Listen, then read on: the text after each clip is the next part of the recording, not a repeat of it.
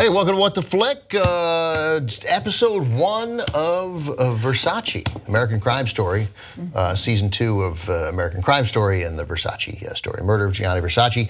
I was telling Meredith that I lived in Miami, as you did, but I moved in 1998, in the summer, June of 1998. But my memory is a great thing. So it was 19 years ago, or coming up on 20 years ago. I was sure I was in South, because I lived and worked in South Beach, where I met Jack. Cool. And I was positive I was there for Gianni Versace's murder. And then this thing starts and it says, July 15th, 1997, and I'm like, I wasn't there in 1997. No. Yeah, so memories, but again, I lived in South Beach. I walked by that. People were still putting flowers there when I got there, and somehow I've just decided that I was there. Yeah, it's kind of a contrast to you in that I have no memory of this happening.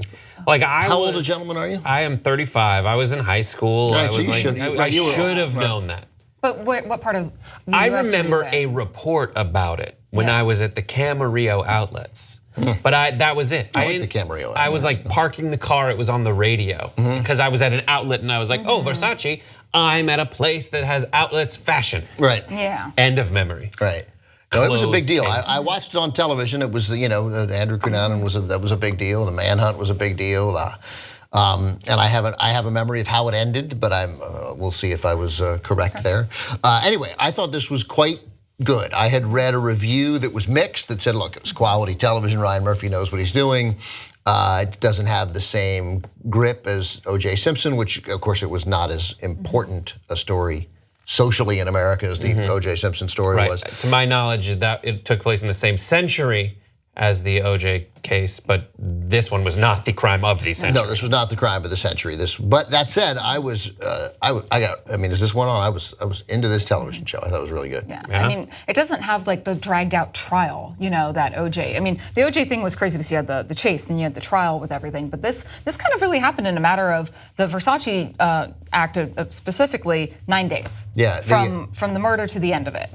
Yeah. By the way, if you'd asked me again, I would have said, oh, they caught Andrew Cunanan that day. Yeah. Again, that's how I remember watching. I remember the stand-up, but obviously that's spread out over days. And memory is just, it just proves how many people we've put, Andrew Cunanan wouldn't have been one of them, but how many people we have put in prison incorrectly. Yes. Because you're like, memory, eyewitness testimony. Nothing is more persuasive to a jury, and few things are less reliable. Yes, I talked to someone who was working, a district attorney who was working a cold case, who was like, I was like, so how long ago did this happen? And he was like, 12 years. Right. And I have the same witnesses and their memories are firm. So I guess people who went through like the initial round of writing it down and documenting it would go. But it's a totally different experience, this American Crime Story, of following along.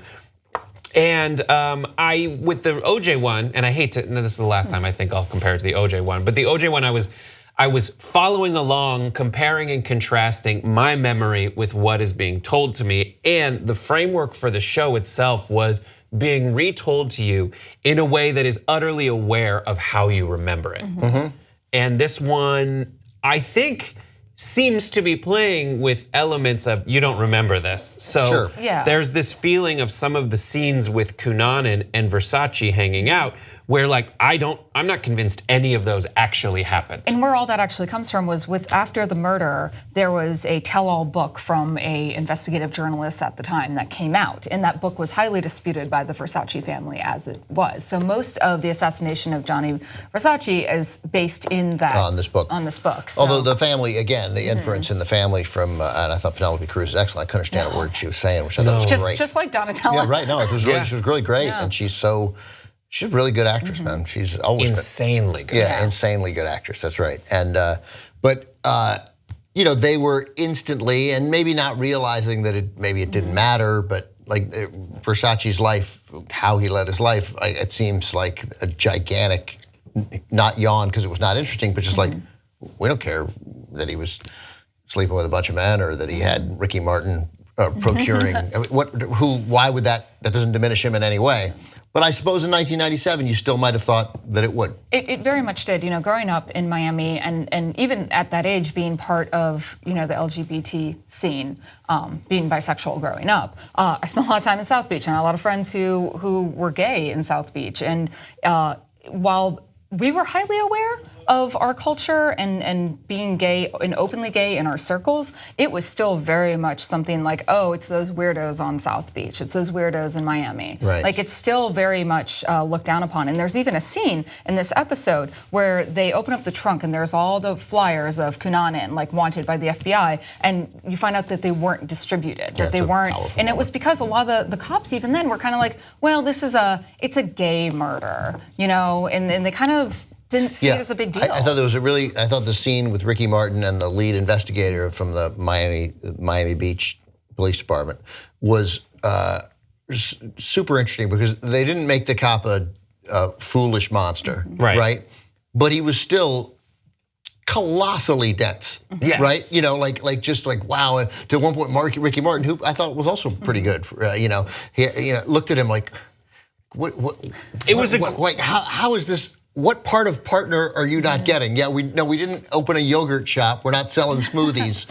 Right, but it was really well written because they wrote that cop character as someone who was searching around in a completely unfamiliar world for things he could recognize. So he was like, you paid someone for sex. Oh, let me ask the sex paying question. Right. Are you in that? Because at least in this room where I am surrounded by some kind of gold leaf mosaic motif, I at least kind of recognize some of these things about crimes that may have been committed. They're trying to find that grounding point, but not like utterly homophobic and being like but that said, a cop on South Beach. Here, finally found it. A cop on South Beach. How do you it's not 1977. It's 1997. You should be aware that there are people of the same sex involved in long-term relationships together, and it shouldn't. And he just didn't get it. Yeah, he just even though clearly what I like about it is he wasn't some dumb jock with a like they humanized him, but he was still dumb. And I think what it came down to was more like the partner swapping and the multiple partners, because it's like thinking about gay culture in the 90s, like, oh, well, people can have partners, but then it's like, wait, why do you have all these people coming in and out? But that was one of the least believable things to me was, okay, you work the South Beach beat, you've got to know a thing or two about this. Or maybe it's just like, all right, you guys handle yourselves, keep it inside. And it was inside. It's inside a giant fortress, and it's inside these clubs that we see flashes of. So I presume, though, and although there's no way to know about whether the Cunanan 1990 Versace conversations are accurate, there were other people there and who could recount their initial meeting, who would know it. Right, but what I could see is a very filmmakery look at what happened at the beginning of that scene when Cunanan first meets Versace. Is Versace in reality may have just said, okay, go on, and went on with his conversation. And then in Cunanan's mind, as he's relating these stories to everyone, he paints the picture, and what we see is that fake characterization of it. I assumed, it's funny, I assumed that because I assumed that what we saw is pretty real, since it seemed realistic, and he was extremely handsome, right? And personable, capable of clearly ingratiating himself to people. So I presumed that we were seeing reality, because then when he recounted it to Anna Lee Ashford and her husband, and I love her. She's so great, so incredibly compelling. But when he recounted it to her, he's pointlessly recounting it differently. Like his recitation of the facts are different. When I thought, hey man, just tell the truth. The truth is good enough. Like, why aren't you telling the truth? That you wormed your way into the conversation and he found you charming, as opposed to his telling. So that's why I then believed that conversation came from third parties. But that's what I see of Ryan Murphy in this, is playing with you as a viewer. So maybe that was real.